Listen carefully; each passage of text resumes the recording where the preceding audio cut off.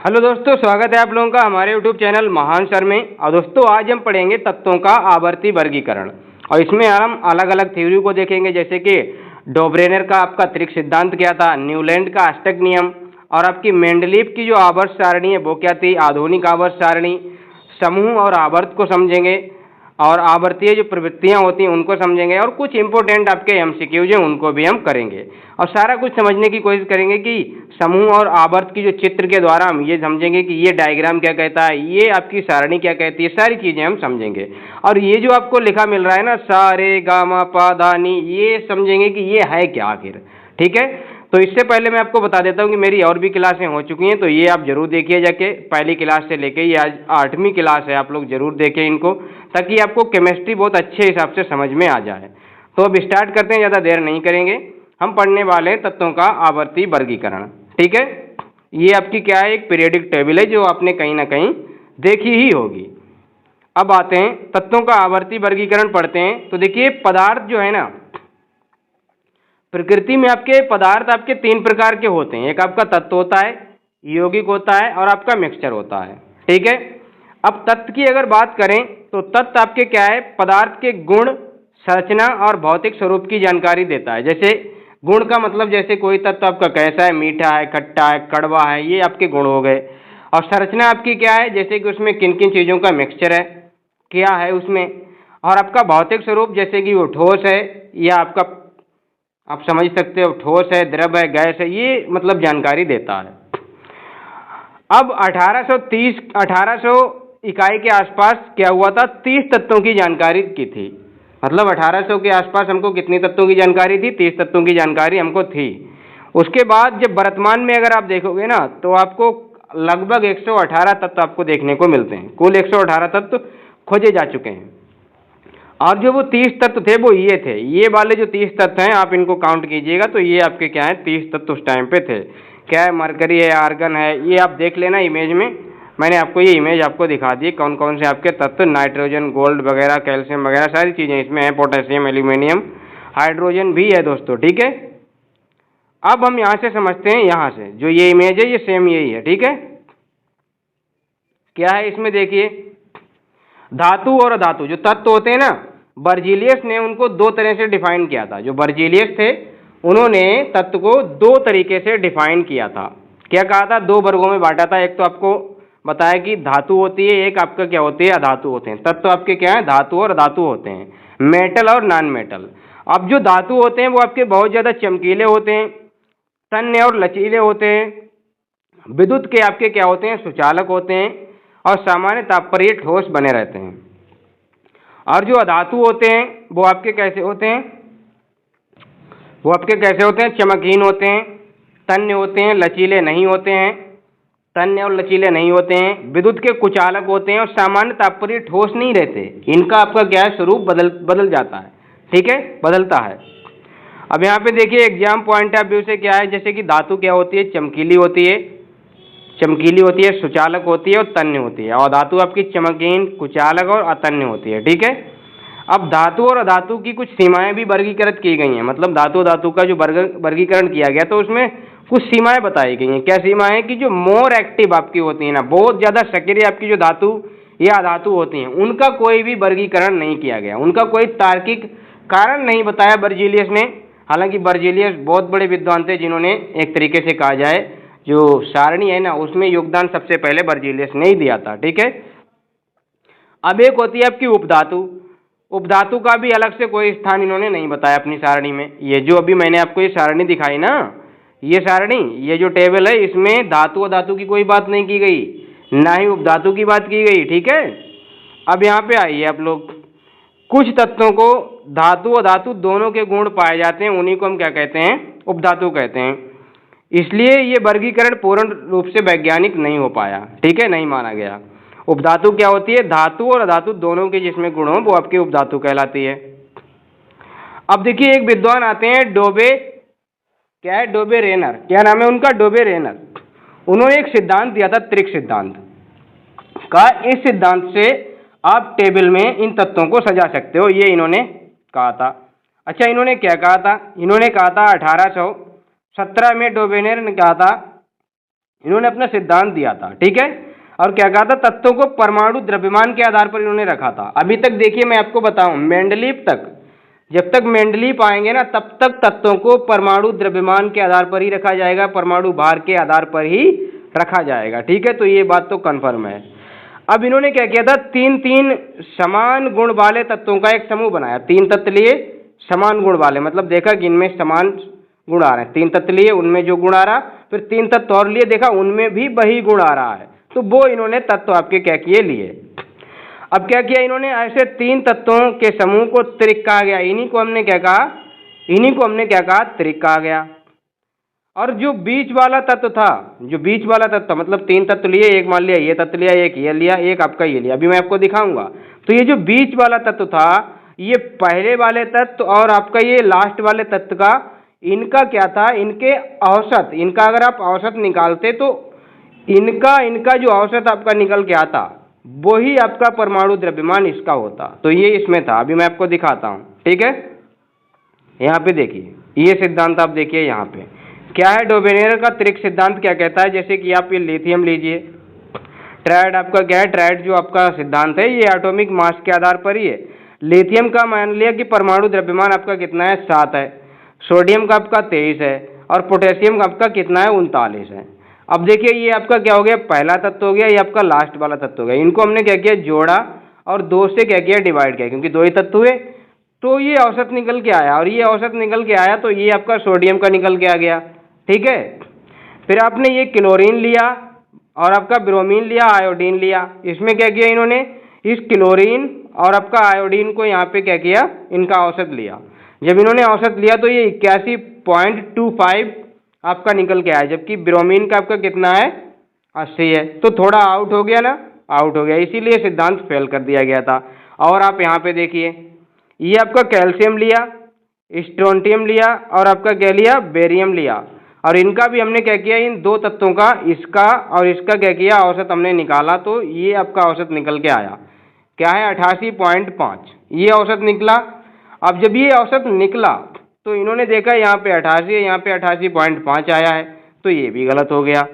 तो क्या हुआ, ये मतलब जो इन्होंने सिद्धांत तो दिया, काफ़ी मेहनत भी की, लेकिन ये हर जगह फिट नहीं बैठा, ठीक है। तो अब इनकी सीमाएं देख लीजिए, क्या है, डोबेरेनर त्रिक सिद्धांत की सीमाएं देख लीजिए, क्या है, केवल कुछ तत्वों को ही त्रिक में रखा जा सका था, केवल कुछ तत्वों को ही आपका क्या है, रख सकते थे इसमें। बाद में खोजे गए तत्व इस नियम की पुष्टि नहीं कर पाए और फिट नहीं बैठे, इसलिए इस सिद्धांत को पूर्णतः सही नहीं माना गया। इसीलिए इसको क्या है, पूर्णतः सही नहीं माना गया। और उस समय जब इन्होंने खोजे थे तो इस टाइम पे कितने तत्व हो चुके थे, डोबेरेनर के टाइम पे 53 तत्व हो गए थे। बर्जेलियस ने क्या बताया था, उस टाइम पे कितने थे, 30 तत्व थे, ठीक है। बर्जेलियस के टाइम पे आपके कितने थे, 30 थे, और यहाँ पे कितने हैं, 53 तत्व हो गए थे। और डोबेरेनर ने क्या किया था, प्लेटिनम उत्प्रेरक को पहली बार खोजा था। जो प्लेटिनम उत्प्रेरक होता है ना, पहली बार इन्होंने इसको खोजा था, ठीक है। ये आप याद रखना। आगे बढ़ते हैं दोस्तों, न्यूलैंड का अष्टक नियम, इसको आप समझने का प्रयास कीजिएगा। न्यूलैंड का अष्टक नियम क्या कहता है, ठीक है। देखिए 1865 में जॉन न्यूलैंड ने ये नियम दिया था, और उस समय तत्व आपके कितने थे, 56 थे। तो न्यूलैंड के टाइम पे कितने तत्व थे, 56 थे, ये आप याद रखना। ये अभी हम जो क्वेश्चंस लगाएंगे उनमें ये आएगा। तत्वों को बढ़ते हुए परमाणु द्रव्यमान के अनुसार इन्होंने सजाया था, और इन्होंने बताया था कि हर 8वां तत्व पहले तत्व के समान गुण रखता है। मतलब हर 8वां तत्व, मतलब 1 से आपने क्या, 1 से लेके गए 7 तक।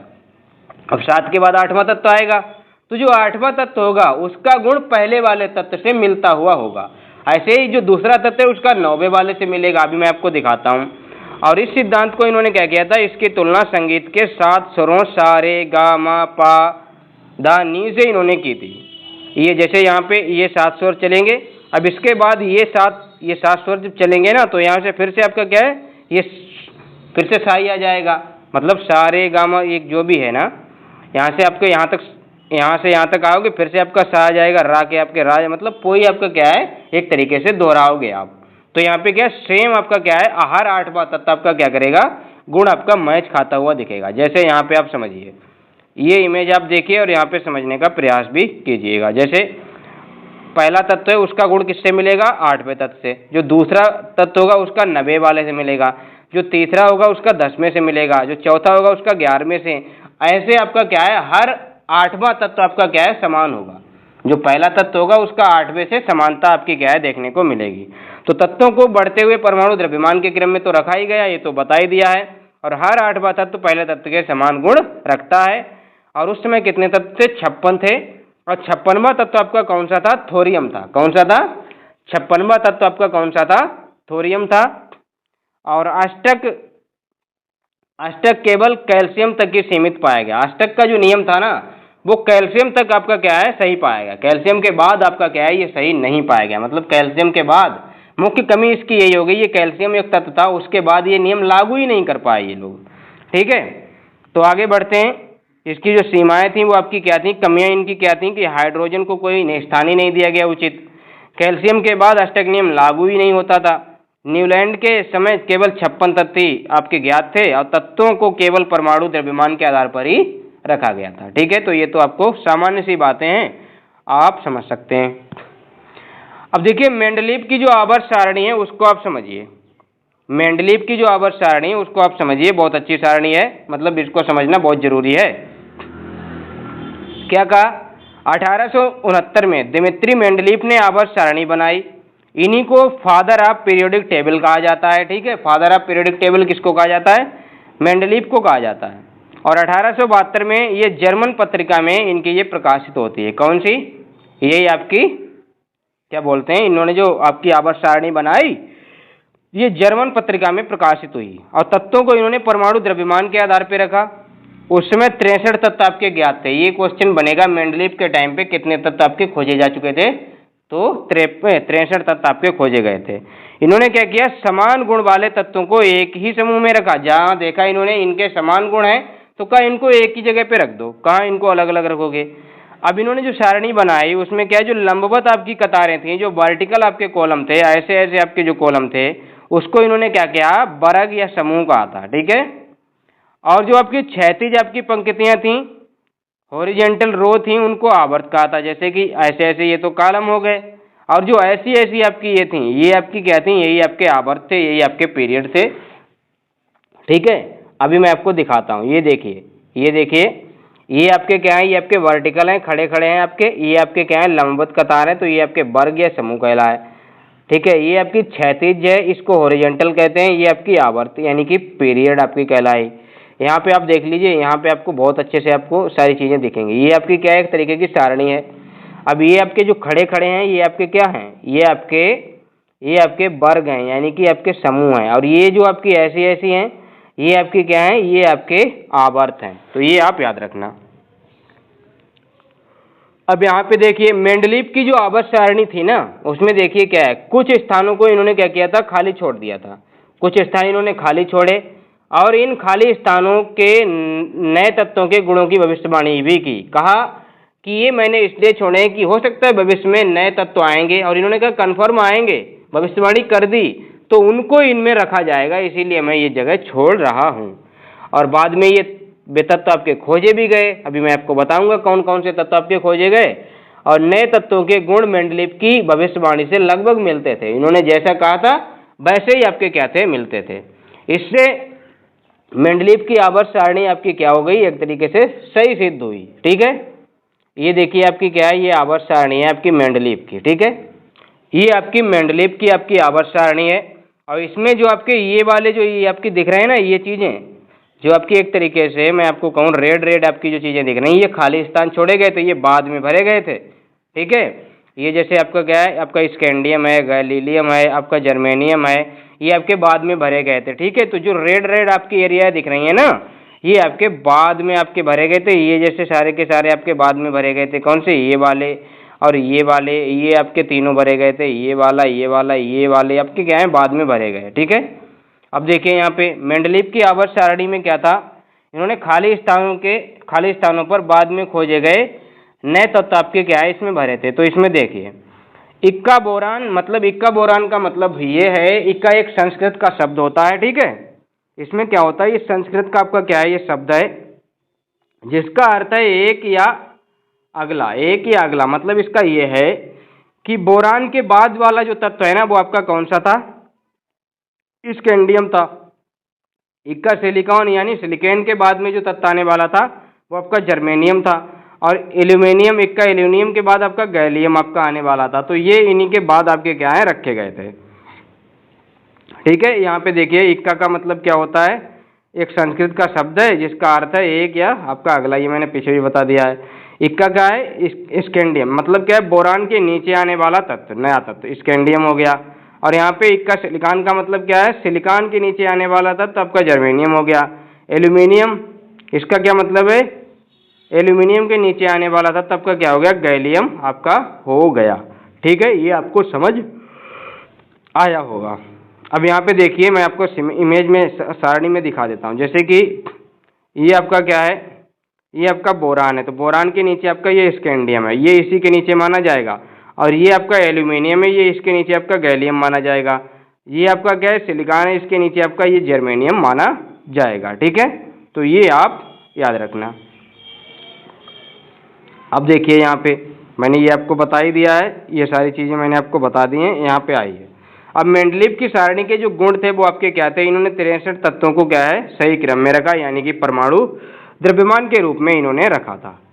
और नए तत्वों के लिए खाली जगह भी खोजी थी। और अधिक जो आपकी क्या होती हैं अकीरीय गैसें होती हैं ना, जिनको हम नोबल गैस कहते हैं, क्या कहते हैं, श्रेष्ठ गैस कहते हैं, अकीरीय गैस कहते हैं, उनको इन्होंने क्या किया, उनको आसानी से जोड़ा जा सके, वो भी बिना पूरी सारणी बदले, उसके लिए भी इन्होंने जगह छोड़ी हुई थी। बाद में खोजे गए आपके जो तत्व आपके थे, ये वाले तत्व आपके थे स्कैंडियम, गैलियम और जर्मेनियम, उन्हीं खाली स्थानों पे रखा गया जहाँ पे इन्होंने भविष्यवाणी की थी कि ये तत्व यहाँ पे रखे जा सकते हैं। ठीक है, अब देखिए आगे बढ़ते हैं। आगे बढ़ोगे तो आपको क्या मिलेगा, ये आपको मिलेगा कि एग्जाम ट्रिक बोले तो मतलब यही जो मैंने अभी आपको बताया, जो तत्व आपके कैसे अरेंज किए थे इन्होंने, तो अरेंज इन्होंने क्या किया था, सभी तत्व इन्होंने अरेंज किए थे 63 के 63, स्पेस भी छोड़ा था नए तत्वों के लिए। और जो नोबेल गैसेस थी उनको बिना बदलाव के उसमें जोड़ा गया था। और प्रेडिक्शन आपकी क्या सही हुई कि ये जो स्कैंडियम है, गैलियम है, जर्मेनियम है, इनको क्या बताया था, ये सही स्थान पर आ जाएं, सही स्थान पर आए। ठीक है, अब यहाँ पे देखिए मेंडलीव की आवर्त सारणी के गुण, अब गुण देख लीजिए, मतलब इनकी कमियां एक तरीके से आप देख लीजिए। क्या कमियां थी, हाइड्रोजन को कोई निश्चित स्थान नहीं था, समस्थानिकों का कोई निश्चित स्थान नहीं था, समस्थानिकों को कोई स्थान ही नहीं दिया गया था।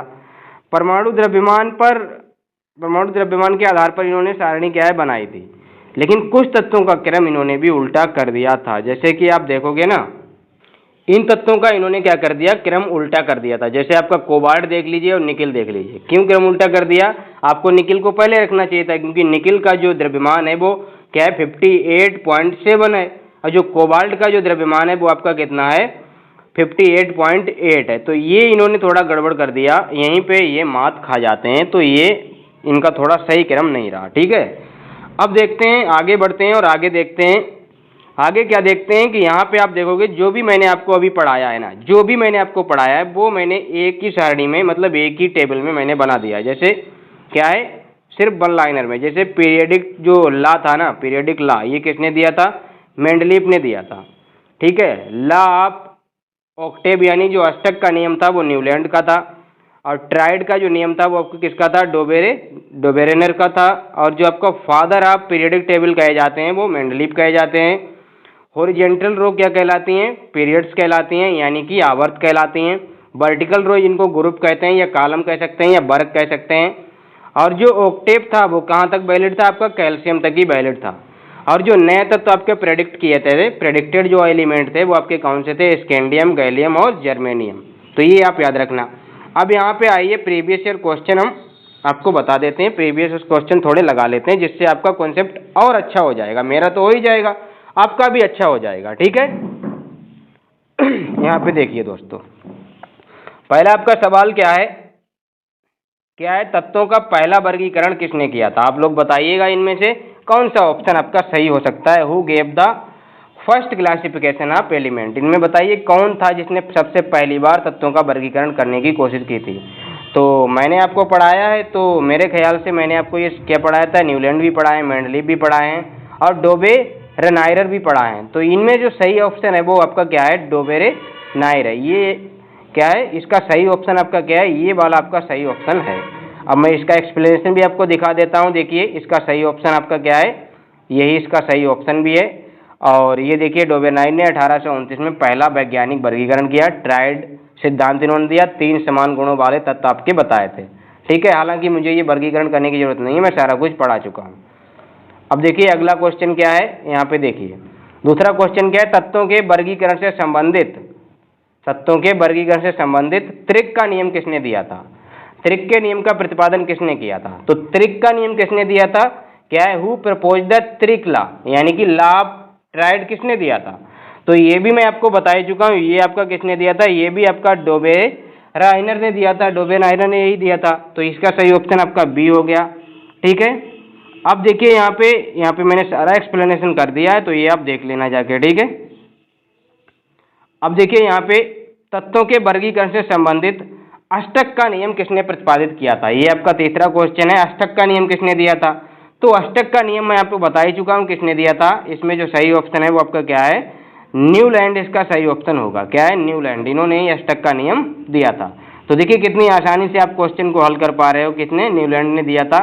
और ये इसकी थ्योरी मैंने सारी लिख दी है, आप पढ़ सकते हो। ठीक है, अगला क्वेश्चन क्या है, आवर्त सारणी पर एक कथन है, आवर्त सारणी पर आपका एक कथन है, तत्वों के गुणधर्म उनके परमाणु भारों के आवर्ती फलन होते हैं, ये किसके द्वारा दिया गया था। मतलब इसका क्या है, आवर्ती फलन का मतलब क्या होता है दोस्तों, आवर्ती फलन का मतलब है तत्वों को उनके परमाणु द्रव्यमान के अनुसार सजाया गया था। जिसका कम परमाणु द्रव्यमान है उसको पहले रखा गया, उसके बाद उसके जो उससे थोड़ा ज़्यादा था उसको रखा, उसके बाद उससे मतलब बढ़ते हुए द्रव्यमान के क्रम में इन्होंने तत्वों को रखा था। और यही कहलाता है तत्वों को उनके परमाणु भारों के आवर्ती फलन के रूप में रखा गया, यही आपका आवर्ती फलन कहलाता है।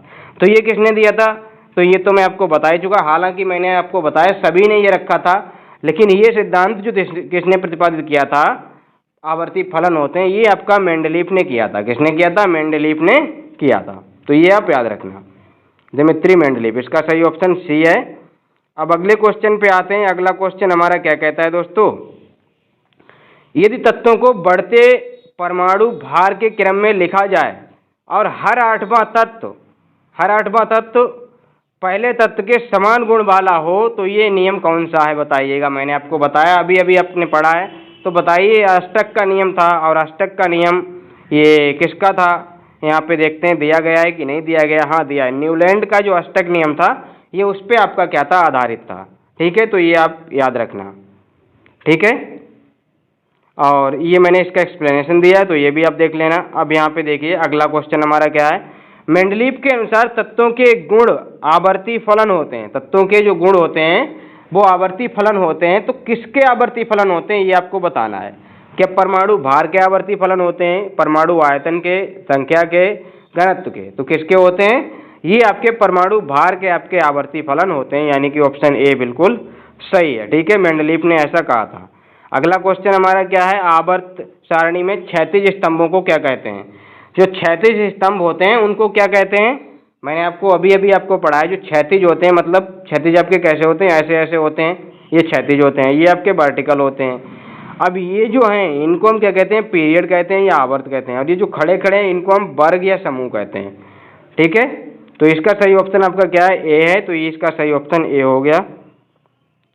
और आगे बढ़ते हैं दोस्तों, आगे बढ़ते हैं तो क्या देखते हैं अगला क्वेश्चन हमारा क्या है, तत्वों की आवर्त सारणी का जनक किसे कहा जाता है।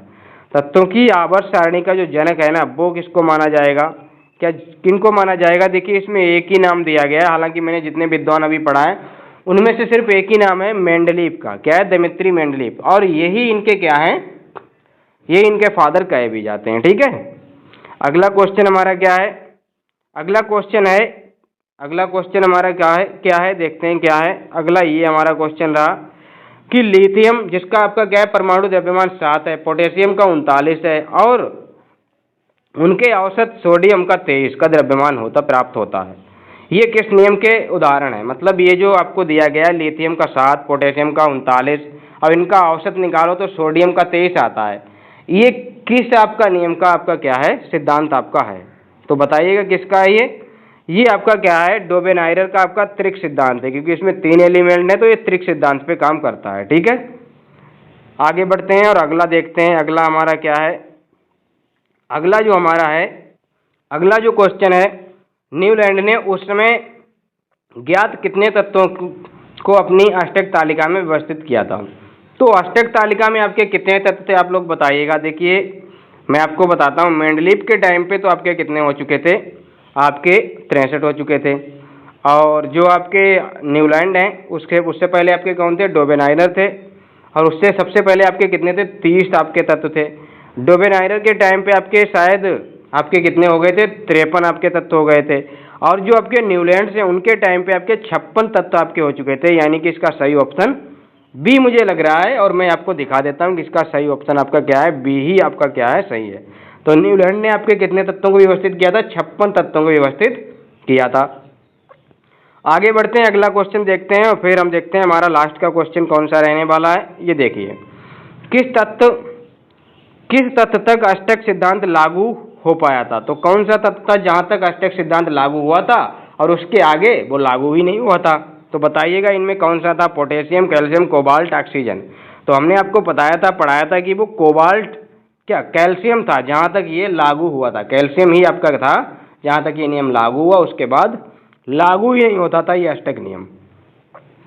आगे देखते हैं और अगला हमारा क्वेश्चन क्या है, ये हमारा आज का लास्ट क्वेश्चन है और मैं चाहूँगा कि इसका जवाब आप लोग कमेंट बॉक्स में दें कि मेंडलीव की आवर्त सारणी में बाद में किन तत्वों को स्थान मिला था। कौन से तत्व आपके खोजे गए थे, मैंने आपको पढ़ाया है तो आप लोग बताइएगा कौन से तत्व आपके क्या है खोजे गए थे। ठीक है, मैं इसका कमेंट में आपका इंतज़ार करूँगा।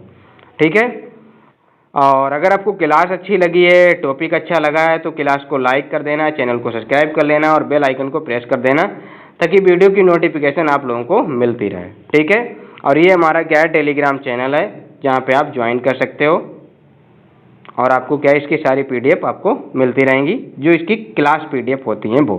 ठीक है, और आपको अगर देखना है तो ये हमारी भारतीय इतिहास की क्लासें कंप्लीट हैं, सारी क्लासें हमारी कंप्लीट हैं, उनकी मैराथन्स भी कंप्लीट हैं। बहुत शानदार तरीके से मैंने बनाया है, इतना ज़बरदस्त कंटेंट आपको पूरे यूट्यूब पूरे आपके जो क्या कहते हैं पूरी एजुकेशन सिस्टम में जो यूट्यूब पे चल रहा है वहाँ पे आपको नहीं मिलेगा। ठीक है, आप देख लेना फिर कहना मैं ऐसा कह रहा हूँ इसलिए नहीं, आप देख लेना फिर आप देखना। ठीक है, और इनकी अगर आपको कंप्लीट PDF चाहिए ना, एकदम कंबाइंड PDF होती है ना, जिसमें आपको सारा कुछ आपको पूरी थ्योरी एक साथ मिल जाएगी बिना कोई झंझट के, तो वो आप यहाँ पे बाय कर सकते हो। हर PDF आपकी 59 की है, एक PDF आपकी 59 की है। अगर आप इनकी कंप्लीट PDF लेते हो, मतलब सारा कुछ एक ही बार में लेते हो, तो ये आपकी 250 की आपको पड़ेंगी और आपको मिल जाएंगी। तो बहुत अच्छी PDFs हैं, इसमें तो कोई शक है ही नहीं कि PDF कैसी हैं। मैं आपको क्या है उसका डेमो भी भेज दूंगा अगर आप देखना चाहोगे। और ये मेरे क्या है इसमें नंबर दिए गए हैं, तो इन पे आप क्या कर सकते हो, कॉन्टैक्ट कर सकते हो। आपको कॉन्टैक्ट करना है तो इस नंबर पे आप कॉन्टैक्ट करना है, ये वाले नंबर पे कॉन्टैक्ट करना है। ठीक है, मैं आपको फिर आगे की प्रोसेस बता दूंगा।